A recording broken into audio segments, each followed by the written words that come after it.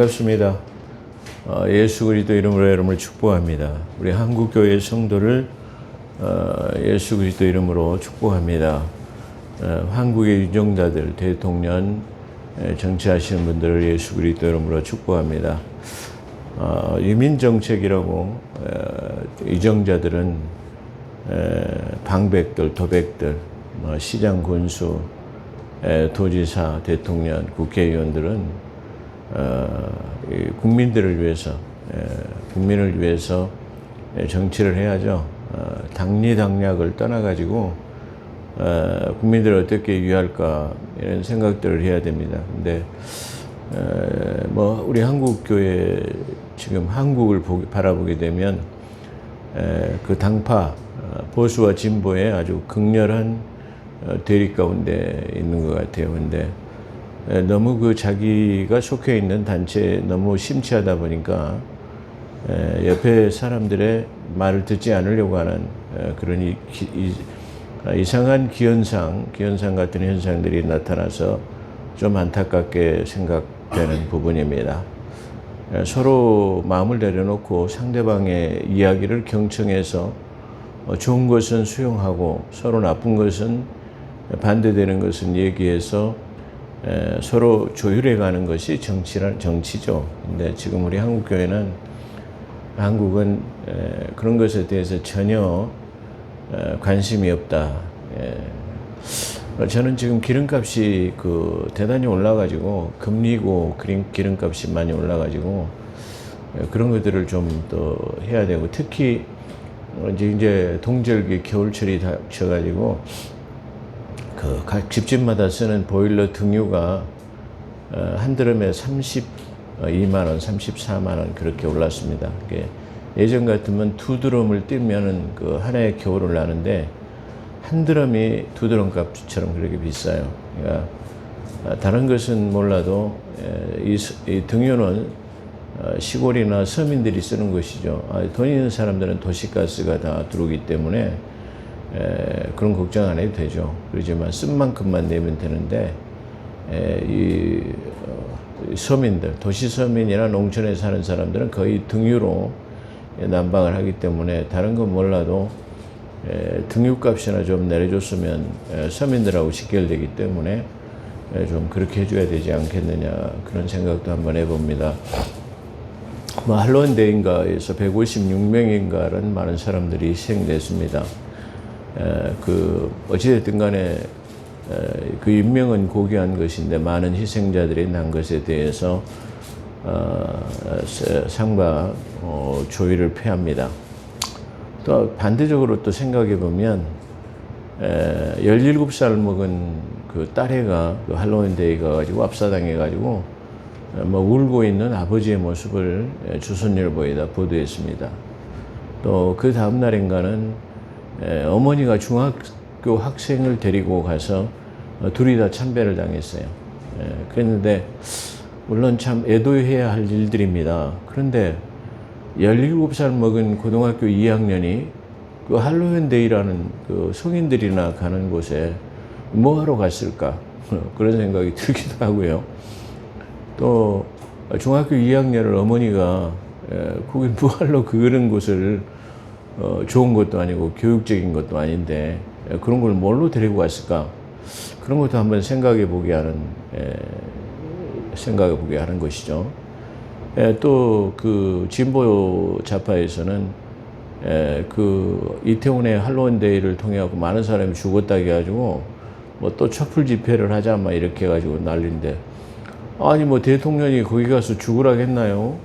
지난번에 세월호 그걸 미끼 삼아가지고 정권을 찬탈하더니 이번에도 할로윈데이라는 이태원 사건 때문에 또 촛불 집회를 해가지고 물러나라고 합니다.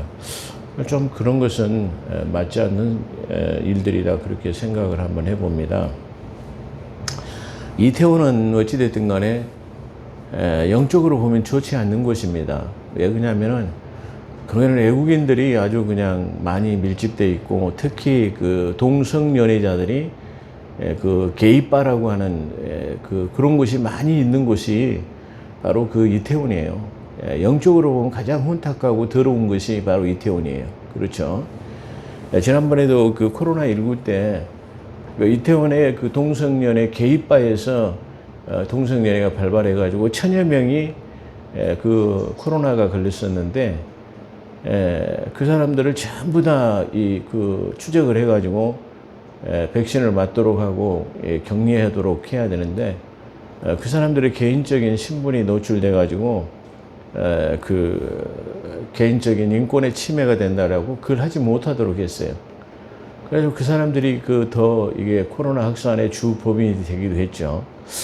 근데 그런 걸 보라보면서 참 안타까운 생각을 한번 해봅니다.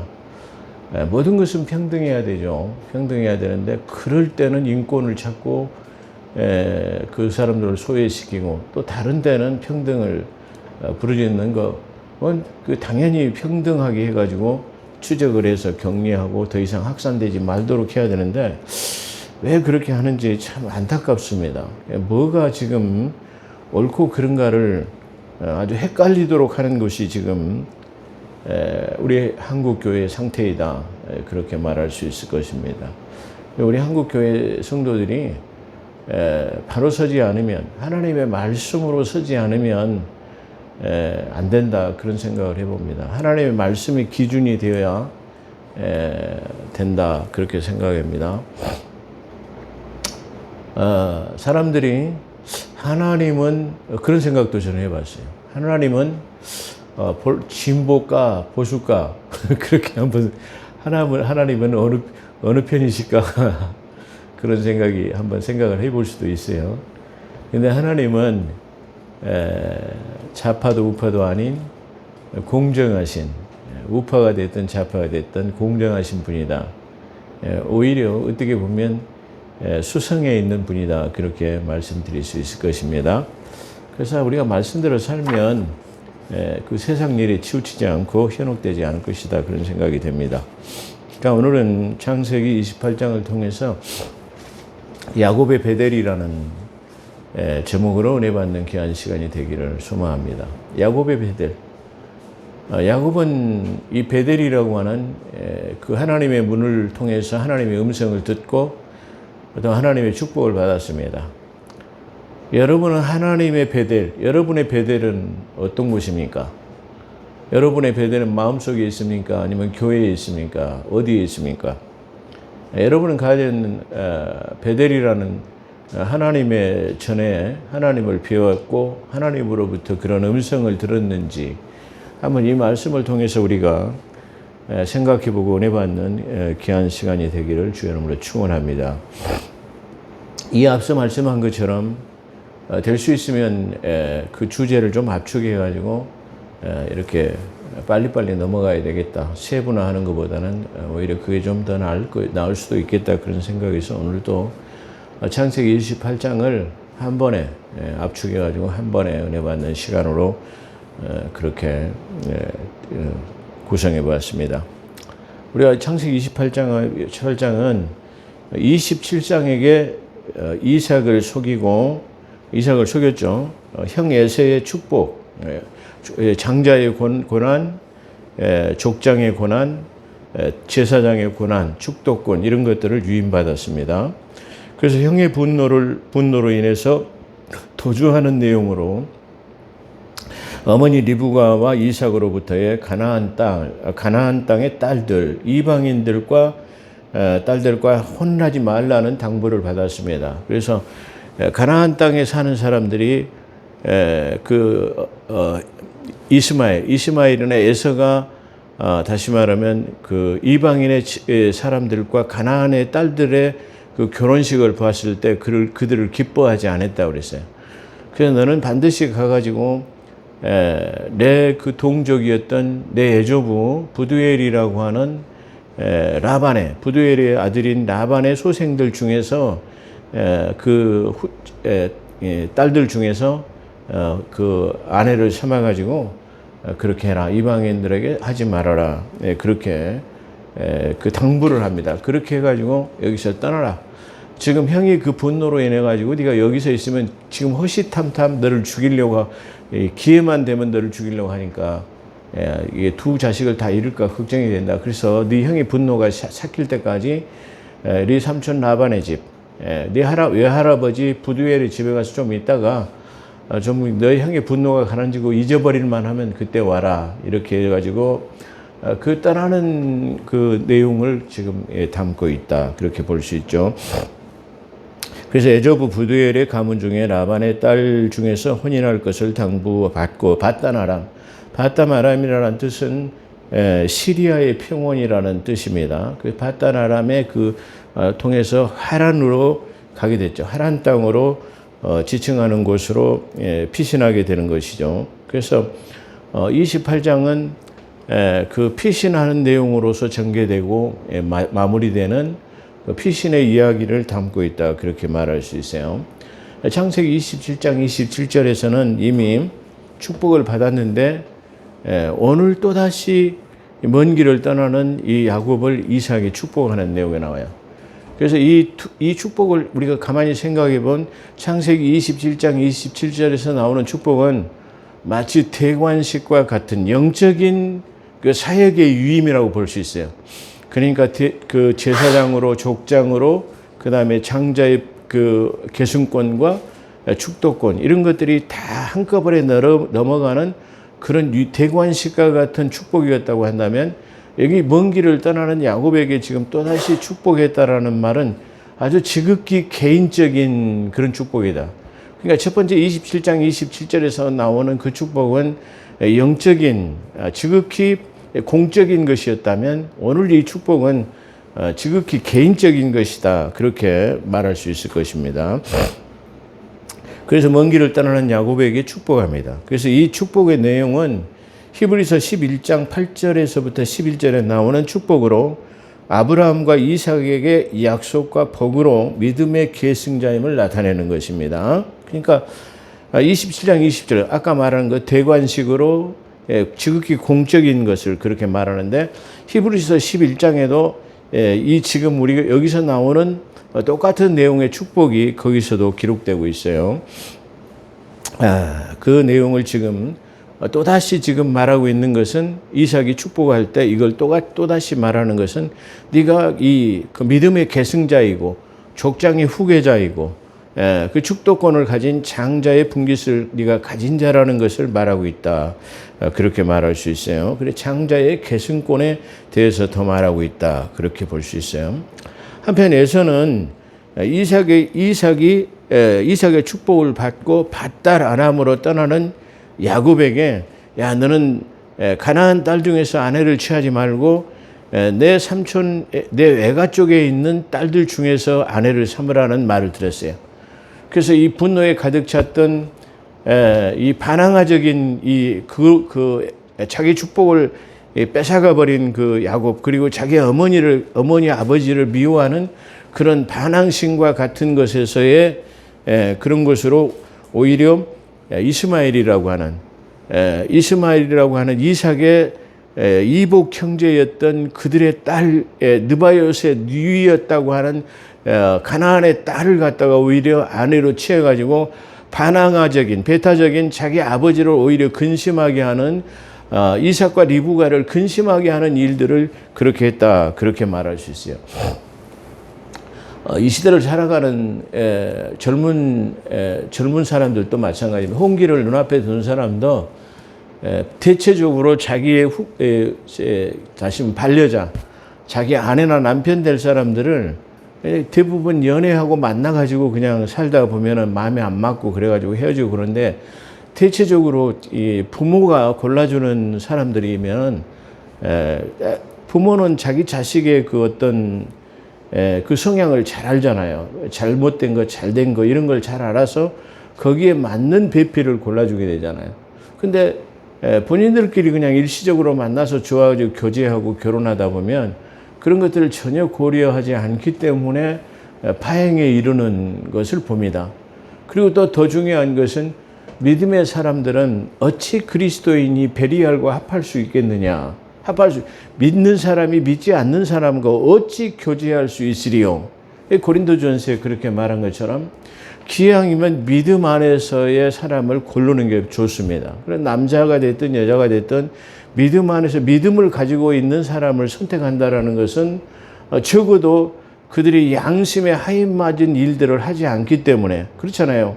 우리가 믿음을 가지고 살아가다 보면 나쁜 행동을 하려고 하면 하나님의 말씀이 거치는 것이 돼가지고 내 양심의 가책이 오기 때문에 그걸 하지 않잖아요. 그래 믿음이라는 것은 바로 그런 것이에요. 그래서 그 믿음이라는 것이 어떤 양심의 가책의 가이드라인이 돼가지고 더 이상 넘지 못하도록 경계를 삼게 하는 것이다. 그런 거예요. 그 믿음은 뭐냐? 그러면 가이드라인이에요. 다시 말하면 넘지 못하도록 하는 선이에요. 그게 믿음이에요. 그러니까 우리는 그 가이드라인이라는 것이 없으면 어떻게 죠? 그것을 넘어버리게 되면 믿음에서의 경계를 넘는 거예요. 그 경계를 넘는다는 것은 이미 우리 믿음에서 파산하는 것이에요. 그러니까 믿음이라는 것은 우리 양심의 그 경계를 말하는 거예요. 양심에 하인맞지 않아야 돼요. 양심이 하인맞는다라는 것은 양심이 무뎌졌어요. 다시 말하면 그 인두 같은 것으로 이 살갗을 지져버리게 되면 그 무뎌져 가지고 감각이 없어져요. 그걸 화인 맞은 것이라고. 근데 그렇지 않은 이 살결은 조그만 가시라든가 조그만 것이라도 이 걸치게 되면 아프게 되죠. 그런 것처럼 화인 맞지 않은 양심, 그게 믿음이에요. 가드라인을 말하는 것이 바로 양심이라는 것을 우리가 생각해야 돼요. 믿는 사람이 항상 이 가드라인이라고 하는 양심을 가지고 있기 때문에 내가 양심으로 이것을 벗어나면 안 돼. 그리고 나도 모르게 부지 중에 만약에 그런 일을 했다고 한다면 깨닫는 것이죠. 깨달아 가지고 우리가 하나님 앞에 회개할 수 있는 길을 열어놓은 것이 믿음이에요. 믿음은 별다른 게 아니에요. 믿음이라는 건 뭐냐? 그렇게 한다면 가드라인, 다시 말해 넘지 못하도록 하는 선, 양심을 지키는 일이다.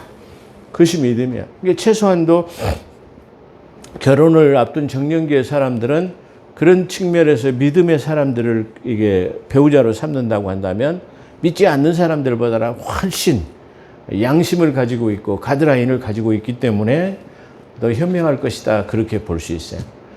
그래서 지금 이삭과 리브가도 자기 아들 야곱에게는 믿음의 사람을 이게 선택할 것을 고려하고 있는 거예요. 근데 저 가나안의 사람들은 그렇지 못해요.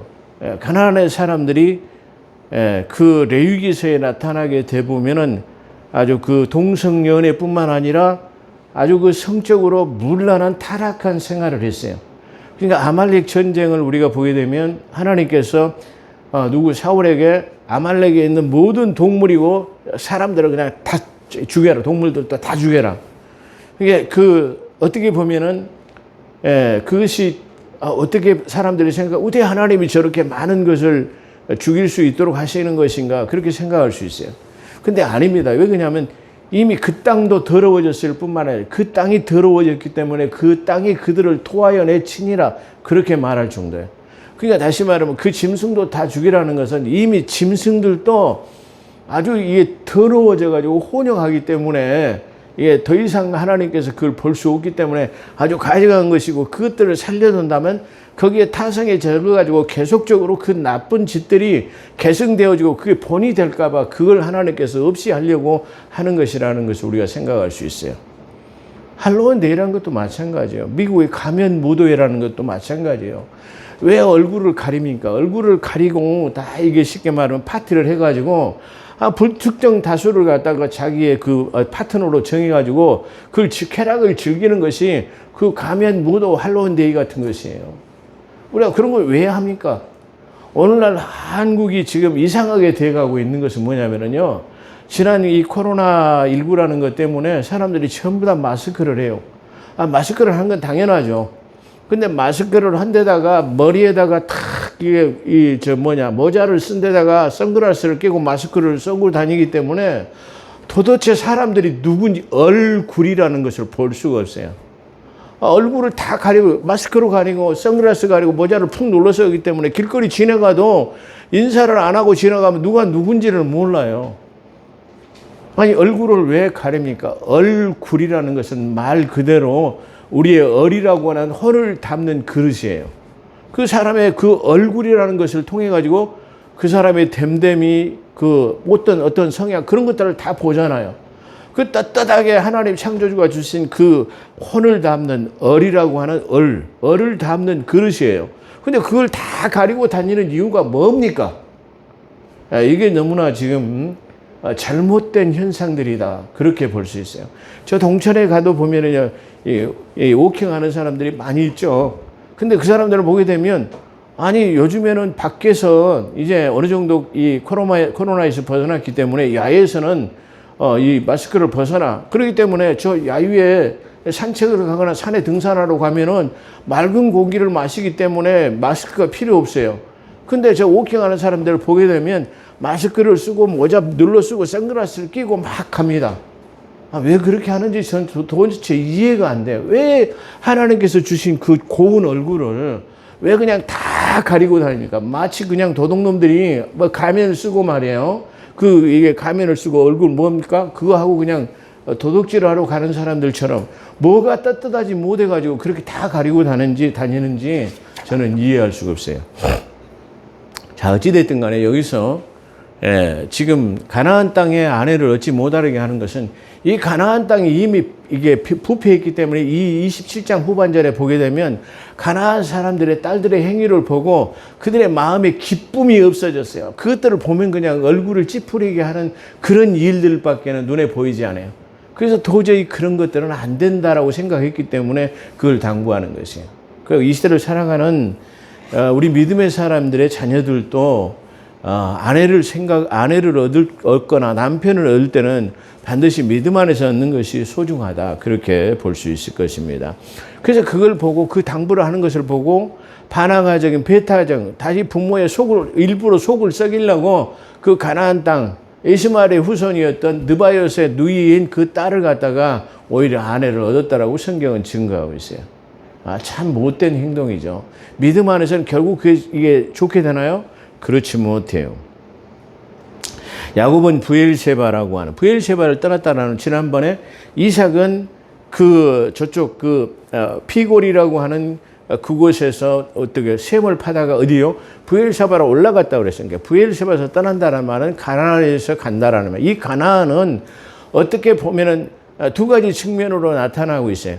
가나안이라고 하면 원래 그 살고 있던 원주민들은 타락하고 부패하고 아주 성적으로 문란한 사람들 그렇게 생각할 수 있어요. 거기는 네피림의 아낙의 후손들이라고 하는 네피림의 자손들 거인들이 살고 있는 곳, 부정적인 곳으로 볼 수 있어요. 근데 하나님께서는 그 땅을 주겠다라는 것은 거기 있는 원주민의 모든 가나안 족속들 그리고 네피림의 후손 아낙 자손들을 다 없이하고 그 다음에 그것을 깨끗한 곳으로 정한 다음에 그 다음에 너희에게 줄게. 그런 두 가지 의미가 들어있어요. 그렇기 때문에 가나안 땅에 그 주시기로 한 땅에서 지금 떠나는 것은 바로 약속의 땅을 떠나는 의미를 가지고 있어요. 그렇기 때문에 반드시 그곳에 돌아와야 한다라는 것을 지금 이 성경에서 얘기하고 있죠. 그래서 부엘세바를 떠나 하란으로 갔다라는 말은 가나안을 떠나서 하란으로 가던 중 해가 저물어서 유숙하게 된 야곱은 거기서 돌베개를 대고 야영을 하게 되는 것이죠. 야영을 하고 잠이 들었는데 잠이 들어가지고 꿈을 꿨는데 꿈에서 보니까 이 사닥다리가 자기가 누운 데서부터 쫙 하늘 끝에까지 이게 닿았어요. 그래서 보니까 이 사닥다리에는 다시 말하면 오르락하고 내리락 아마 이 사닥다리는 아마 두 개가 있었던 것 같아요. 우리가 이 대형 백화점이나 이게 대형 그 쇼핑몰에 가보면 쇼핑센터에 가보면 그 에스컬레이터라는 것을 통해 하나는 올라가고 하나는 내려오잖아요.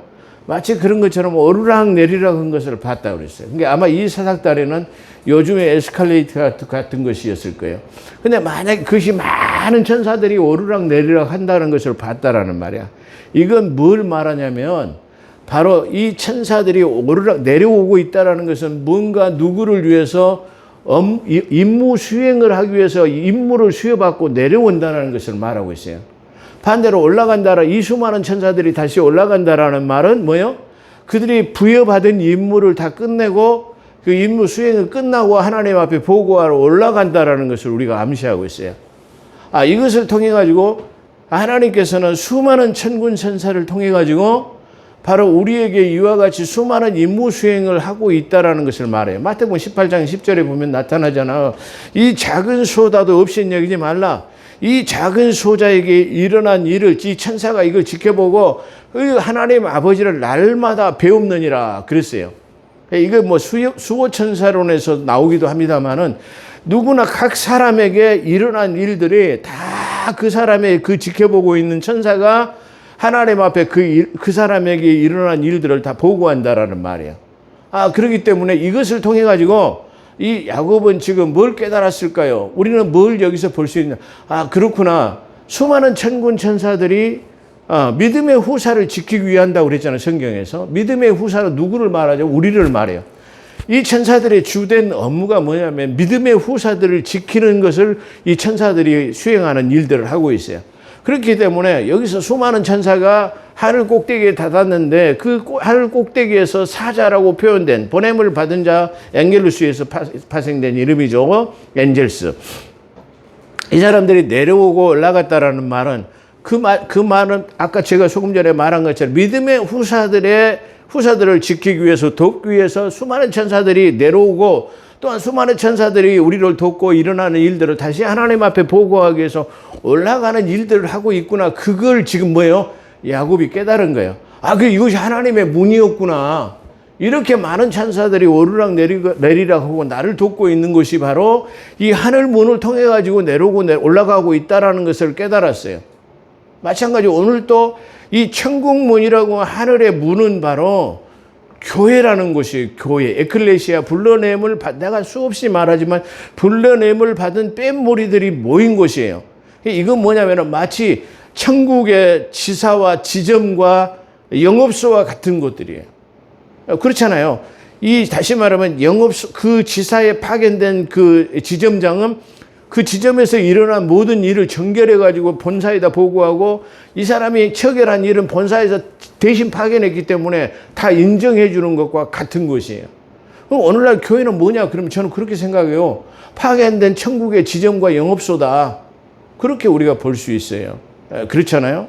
그렇기 때문에 지금 야곱은 그런 것을 전혀 느끼지 못하고 믿음 안에서 산다고는 살았지만은 오늘 누굽니까? 루스라고 하는 이곳에서 야영을 하면서 그 돌베개를 베고 자면서 그 자기가 꿈에 보니까 지금 이 사닥다리를 통해 가지고 수많은 천사들이 내려오고 오르락 한다. 우리가 이 말씀을 볼 때 천사들이 내려오고 올라가는 것만 봤다고 단순하게 생각해서는 절대 안 돼요. 그렇잖아요. 천사들이 뭐로 내려왔는가? 그리고 뭐하러 올라가고 내려가는 걸 왜 보여주는가? 우리가 그걸 생각해 볼 수 있다 이 말이에요. 그래서 우리는 항상 성경을 제가 수없이 주문하는 건 뭐죠? 영적인 것으로도 한번 생각해 봐야 된다라는, 문자적으로만 보지 말고 영적인 것도 한번 생각해 봐야 될 것이다. 그래서 수많은 천사가 내려온 것은 뭐 때문에 내려오냐? 그걸 말하고 있죠. 그 다음에 두 번째로는 그 천사들이 오르락내린가 하고 위에를 보니까 하나님이 거기 서 계시단 말이에요. 하나님이 거기 서서라는 말이에요. 여기서 이 서서라는 말도 간단한 단어이기도 해요. 그런데 보편적으로 하나님을 나타낼 때는 하늘 보좌 우편에 앉아 계신 분, 그렇게. 그러니까 우리가 하나님 전능하신 엘로힘의 하나님을 항상 말할 때는 보좌 위에 앉으신 그분을 말해요. 근데 여기서 서서라는 것을 표현했어요. 일어서신 모습을 지금 야곱이 본 거야. 다시 말해, 서셨다라는 말은 서서 일어나서 앉아 있는 것은 자정하시고 앉아 계시는 모습과는 다른 거예요. 뭔가 하시기 위해서 일어나요. 그렇잖아요. 앉아 있다가 뭘 하기 위해서는 일어서잖아요.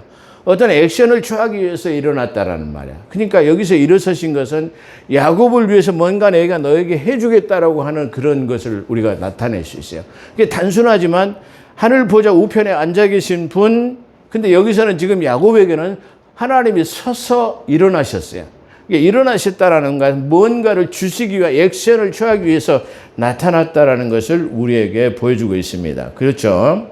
그래서 13절에 또 본즉 여호와께서 그 위에 서서 이르되 그랬어요. 앉아 계신 보좌에 앉으신 분이 아니라 서서 일어나 계셔서 지금 야곱을 보고 계신다라는 말이에요. 그러니까 뭔가 행동으로 액션을 취하기 위해서 서신 분이라는 거 우리가 나타내요. 그렇잖아요. 그러니까 지금 전부 성경 전체에서 나타나는데 대부분의 신학자들이 누구죠? 최초에 순교했던 집사가 있죠. 스데반 집사. 그 스데반 집사가 순교하는 모습을 보고 하나님이 일어서셨다라는 내용이 나와요. 그래서 그때에 그 일어서셨을 때에 재림하시려고 했다. 그런 표현을 쓰고 있어요. 근데 여기서도 저는 거기에도 일부 동의를 합니다만 여기서의 서서는 재림하시는 것이 아니죠. 왜 그러냐면 스데반 집사의 그 순교는 십자가의 보혈의 사건이 초림이 이루어진 상태고 여기서 서서는 바로 십자가의 보혈의 이전에 구속사역이 완전히 이루어지기 전이기 때문에 재림하고는 상관이 없어요. 그러나 여기서 서서라는 말은 바로 어떤 액션을 통해 가지고 뭔가 주시기 위해서 일어나신 분이다. 그것을 우리가 알 수 있어요. 그렇죠? 그래서 13절에 그 위에 서서 이르시되 나는 여호와라 내 여호와 야훼 너의 하나님이다. 나는 누구냐? 너 하나님인데 너의 조부, 너의 할아버지 아브라함과 너의 아버지 이삭의 하나님이다. 그 나는 너의 하나님이 될 건데 이게 그런 뜻이죠. 그래서 하나님께서 말씀하는데 이 누운 땅, 다시 말해 이 누운 땅이라고 하는 이 루스라고 하는 이 베델 땅을 내가 너희 후손들에게 주기로 한 너희 할아버지와 너희 아버지에게 약속된 땅이다. 그래서 이것을 너에게 주겠다라고 지금 말씀하시는 거예요. 내가 너에게 주리라. 내 자손에게 주리라. 내 자손이 이 땅에 뜰끌같이 되어서 서쪽, 남쪽, 북쪽, 동쪽으로 퍼져갈 것이며 땅의 모든 족속이 내 자손으로 말미암아 복을 네 이삭의 씨인 네 야곱 너를 통해 가지고 내가 복을 받을 수 있도록 하겠다. 이 말은 창세기 13장 14절에서 아브라함이 자기 로카 롯하고 서로 소유 때문에 다퉜어요. 그러니까 너는 자라 나는 우하라 이렇게 하고 자기 롯과 헤어진 다음에 하나님께서 아브라함에게 나타나서 야 잘했단 말이야. 뭐 서운하게 생각할 것 없어. 저 롯이 말이야 광활한 목초지에 아주 그 에덴 동산과 같은 것을 차지했다고 너는 낙심하지 마라. 이 헤브론 산지에 척박한 돌로 된 그런 산지랄지라도 결국은 이곳이 아주 복락원이 될 것이야. 그렇기 때문에 하나님께서 유로의 말씀으로 나타나셔서 동서남북을 바라보라 말이야. 네가 바라보는 모든 땅을 내가 너의 후손에게 주리라 그랬어요. 창세기 13장 14절에서 이 약속의 말씀을 오늘 했던 약속을 오늘 다시 야곱에게 상기시키고 있다. 그런 말이에요. 그렇죠. 그래서 또한 내가 너와 함께 있어 내가 어디로 가든지 내가 어디로 가든지 그러잖아요. 자, 우리 믿음의 사람들이 큰 자부심과 위로를 가지고 살아갈 수 있습니다. 왜 그러죠? 우리는 예수 그리스도를 나의 구주로 영접했다고 한다면 예수님의 그 값으로 환산할 수 없는 그 핏값으로 나를 사놓으신 분이에요. 그렇잖아요. 그 핏값은 너무나 고귀한 것이에요. 우리가 병원에 가서 뭐 그냥 생명의 위협을 느껴도 수혈을 받아야만 살죠. 근데 그런 피는 우리 인간의 피지만 예수 그리스도에는 한 번밖에 없는 거룩한 피예요. 그렇기 때문에 그 핏값으로 우리를 사놓으신 바 됐어요. 그렇기 때문에 그 핏값으로 사는 우리가 얼마나 고귀하냐 그런 말이에요. 그러니까 우리가 어디로 가더라도 그 고귀한 핏값을 지불된 우리를 갖다가 그냥 놔둘 수가 없는 것이에요. 그 엄청난 돈 값이 지불됐기 때문에. 그래서 내가 어디로 가더라도 내가 너와 함께 하리라 하는 그 신앙과 믿음을 가지고 우리는 살아야 돼요. 그렇잖아요. 그것이 바로 신앙과 믿음이에요. 그래서 나는 어디로 가더라도 예수 그리스도를 나의 구주로 아버지로 모셨다고 한다면 그분은 나를 어디로 가더라도 지키시고 나를 보호하시는 전능자이심을 우리가 깨달은 믿음이 우리한테 있어질 때 우리는 어디로 행하더라도 그것이 사망의 음침한 골짜기라도 내가 해를 두려워하지 않는 것은 그게 믿음이라고. 왜? 나를 비싼 돈 아주 값으로 환산할 수 없는 예수 그리스도의 독생하신 분의 핏값으로 지불된 나이기 때문에 우리를 그냥 놔둘 수밖에 없어요. 엄청난 대가가 치러졌는데 그걸 놔둡니까? 안 놔두잖아요. 그런 것이에요. 그래서 여기서 그런 그 하나님께서 그걸 지금 상기시키고 있다 그런 말이에요. 내가 어디로 가든지 너를 지켜, 너를 이끌어 이 땅으로 다시 돌아오게, 너를 이끌어. 네가 지금 떠나지만 다시 네가 이끌어서 이 땅으로 다시 돌아오게 할 것이다 말이야. 그 약속을 받았어요. 내가 어디로 가든지 너와 함께 있어 너를 지키며 너를 이끌어 이 땅으로 다시 돌아오게 하리라. 잠에서 깬 야곱이 두렵도다. 이곳은 하나님이 전에 들어온 것은 바로 내가 하나님이 없는 것처럼 살았는데 오늘 여기서 잠을 자다가 지금 하나님께서 약속의 자손인 것을 이게 말씀하시고 믿음의 계승자인 이 야곱을 통해 가지고 지금 정식으로 이게 계승됐잖아요. 27장 27절에서. 그렇기 때문에 하나님에게 그 약속의 그 확신의 믿음을 주시기 위해서 나타나셔서 너와 함께 하리라. 내가 너를 지키고 다시 돌아오게 하리라. 그 약속을 지금 받았어요. 그걸 받고 나니까 내가 믿음을 가지고 살긴 살았는데 하나님이 이렇게 지금 나와 동행하고 계신다는 걸 내가 몰랐구나. 내가 너무 두려운 하나님이 없이 사는 두려움을 우리가 갖고 살았구나. 그런 생각. 여러분, 하나님은 지극히 가까이 계십니다. 하나님은 항상 여러분을 지극히 바라보고 계십니다. 그것을 지금 여기서 말하고 있는 것이에요. 그래서 두렵도다 하나님이지 하늘문이, 이것이 하늘문이로다. 베델이라는 말은 하늘의 문이다라는 뜻이에요. 베델. 창세기 35장 7절에 보면 엘베델이라는 말이 나오죠. 하나님 전에서 하나님을 배웠다라는 뜻으로 엘베델이라고 해요. 베델은 하나님의 문이에요.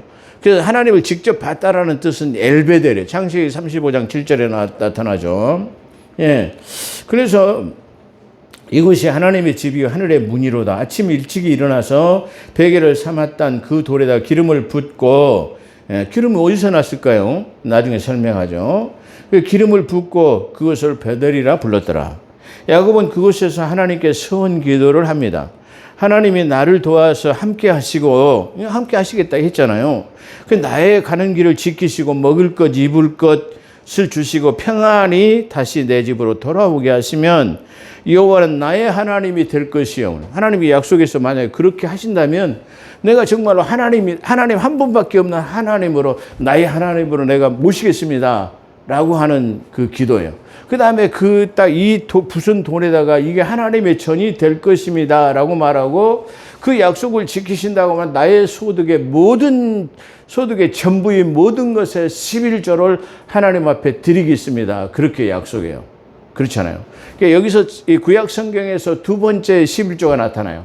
아브라함이 멜기세덱이라는 제사장을 만났을 때 그의 소득의 10분의 1을 드렸고, 오늘 또 야곱은 지금 하나님께서 내가 그렇게 하시면 내 전부의 소득의 전부의 11조를 하나님 앞에 드리겠습니다라고 하는 것이에요. 그래서 사람들이 말하죠. 이 11조는 율법이기 때문에 오늘날 하지 말아라. 심지어는 어떤 사람은 11조 내면 지옥 간다 그래요. 아니 11조 낸다고 지옥 간 사람이 있습니까? 없어요. 그렇잖아. 하나님을 위해서 내린다. 물론 하나님을 믿노라고 하면서 11조는 드려도 이 하나님을 배반하는 사람들이 나타나기도 합니다만은 바로 그렇게 말하고 있어요. 그 다음에 두 번째 11조는 어떤 것이냐 그러면 바로 창세기 14장 20절에 두 번째 지금 언급됐다고 말씀드리죠. 이 11조는 민수기서 18장 26절에 보면은 기업의 분깃이 없는 제사장의 생계 문제와 관련이 된 거예요. 그러니까 하나님께서 이스라엘의 모든 이 11지파에게 뭘 줬죠? 이 땅을 배분해주고 농사를 지어가지고 그 소득으로 먹고 살 수 있도록 기업을 주셨어요. 근데 이 대제사장의 레위 지파에게만은 뭘 주셨어요? 기업을 주지 않았어요. 그래서 11지파의 사람들이 얻은 소득을 갖다가 레위 지파가 얻을 수 있도록 해놨어요. 그러니까 사실 레위 지파는 11개의 몫을 받는 거예요. 11개를 받는 거예요. 11개 중에서의, 다시 말하면 그 중에서 10분의 1을 이게 희생제물로 다시 번제로 드리라고 하나님께서 약속하셨죠. 그런데 지금 여기서 말하는 민수기 18장 26절에서의 11조는 뭐냐면, 이렇게 기업을 물려받지 않았기 때문에 그 제사장의 생계 문제와 그걸 섬길 수 있도록 하는 장치가 바로 이 11조라는 거예요. 이걸 현대적으로 해석하면, 다시 말하면 목회자는 뭐가 있죠? 기업이라고 하는 직업이 없어요.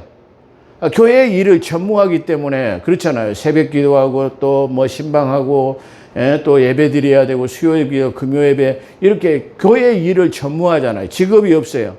그렇기 때문에 마땅하게 드려지는 11조로 이 주의 종이 살도록 되어 있어요.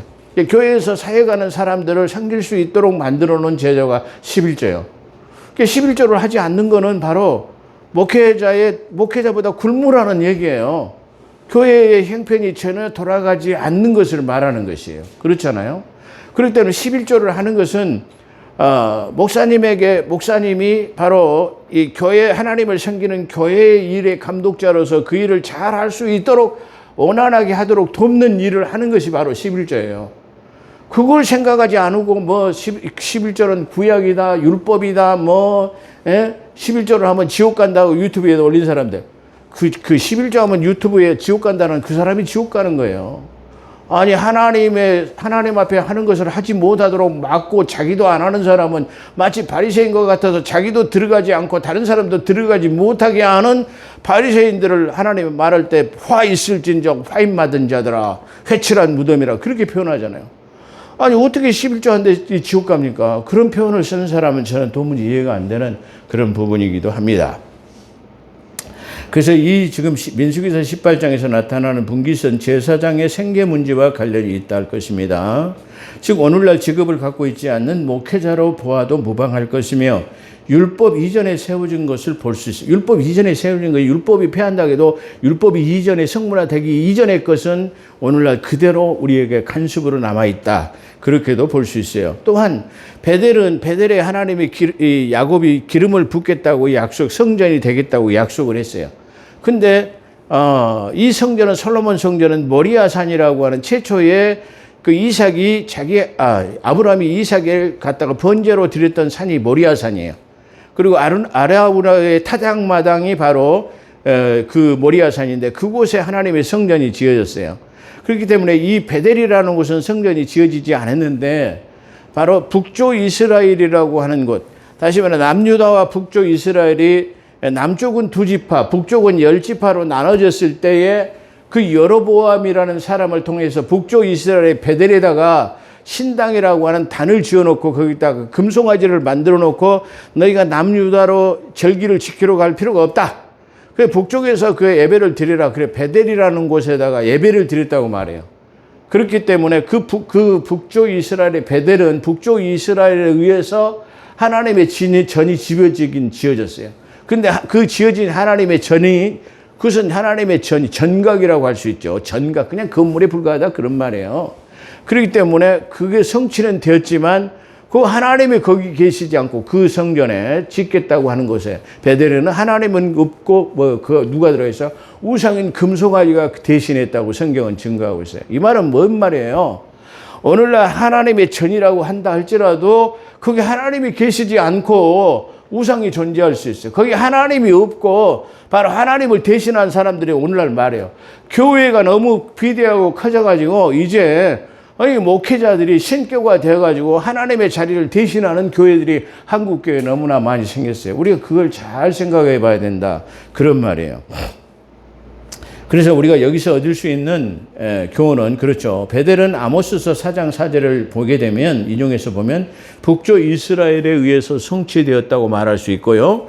이것을 쉽게 말하면 이 11조는 아브라함과 이삭 그 다음에 이 요셉을 통해 가지고 유대인들에게 계속적으로 계승되어 온 것이다. 그렇게 볼 수 있을 것입니다. 그래서 우리가 여기서 얻을 수 있는 교훈은 첫 번째는 뭐죠?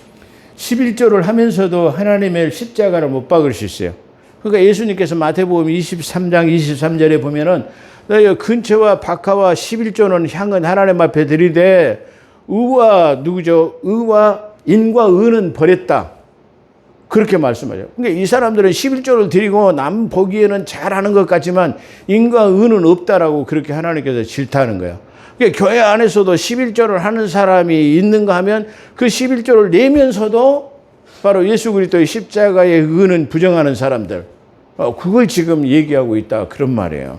그렇기 때문에 교회 안에서도 얼마든지 믿음의 유선을 가지고 11조는 내도 믿음이 없는 사람들도 얼마나 많이 있고 자기 의를 드러내기 위해서 11조를 하는 사람도 많이 있다는 것을 말하고 있다 그런 말이에요.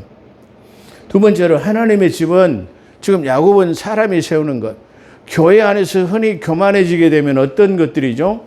교회 안에서 장로들이나 아니면 권사들이 돈이 좀 이게 많이 있는 사람들이 교회 성전 건축하면 몇 억씩만을 돈을 내요. 그래갖고 나는 교회 건축할 때 그 돈을 몇 억을 냈다고 막 목에다 힘주는 사람들이 있죠. 그렇죠? 근데 그것은 그렇게 하다 보면 뭐예요? 그 돈을 교회 건축할 때 많이 내고 많이 작정을 해갖고 낸 사람들은 돈을 많이 내면 자기가 뭐예요? 교만해져요. 하나님의 집은 절대로 사람이 세우는 거예요. 아니요. 그 자기가 가지고 있는 믿음의 일부를 표현한 것 뿐이지 그 돈을 내가지고 교회가 건축되거나 하나님의 성전이 건축되어진 것은 절대 아니라는 것을 우리가 깨달아야 되고, 그리고 잘못하게 되면은 그 많은 돈을 냈기 때문에 그 교회 안에서 군림하려고 하고 나는 그 교회 건축할 때 돈을 몇억 낸 사람이야, 몇십억을 낸 사람이야 이렇게 해가지고 교만해질 수 있다라는 사실을 우리가 깨달아야 돼요. 그러니까 하나님이 저는 누구죠? 하나님이 지은 거 아니에요. 다윗은 수많은 은금을 역대하 4장에 보면 수많은 은금을 모아놨어요. 그 설교대까지 다 맞춰놨어요. 그 하나님이 그 성전을 지으려고 하니까 아니 너는 지을 수 없어. 못 짓게 하셨어요. 하나님이 그 솔로몬을 통해서 지으신 거죠. 하나님이 다 예비하시고 준비해 놓으시고 했기 때문에 지을 수 있는 거예요. 모든 것을 순조롭게 하실 수 있었을 때 그게 가능한 거예요. 그렇지 않으면 인간은 절대 세울 수 없다고 히브리서 3장 3절에서 4절에 하나님의 집은 하나님이 세우신다. 그렇게 말해요. 인간이 세운 거 아니에요. 인간이 돈 많이 좀 냈다고 그래가지고 내가 세운 것이라는 착각은 버려야 돼요. 예. 세 번째로는 하나님의 집은 세우나 이 정각만 세우는 거예요. 호세아서 8장 14절에 보면 하나님의 집은 지으나 자기를 지으신 하나님을 잊어버리고 살아요. 그러니까 하나님의 이 11조를 한다든가 예를 들어서 교회를 건축할 때 건축헌금을 많이 내고 11조를 많이 내고 막 이런 사람들이 있어요. 그런데 정작 그렇게 해가지고 전각이라고 하는 건물은 세울 수 있으나 자기를 창조하시고 지으신 하나님을 망각하고 사는 것은 필요가 없는 것이다. 그걸 우리가 볼 수 있어요. 그래서 창세기 28장을 통해서 우리가 느낄 수 있는 것은 바로 우리의 소유의 것을 하나님 앞에 드릴 때라도 인과 의는 버리지 않아야 돼요.